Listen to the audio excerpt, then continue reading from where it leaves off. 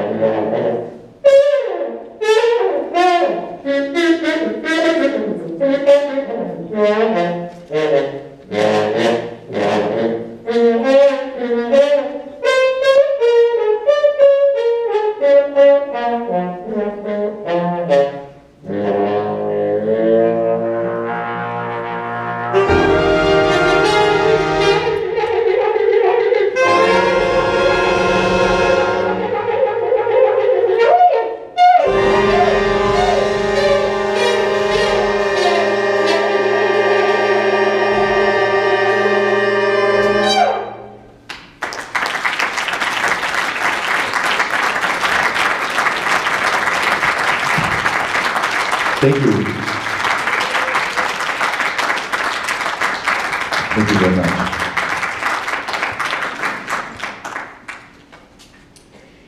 And let's hear it for Sam on the tenor saxophone.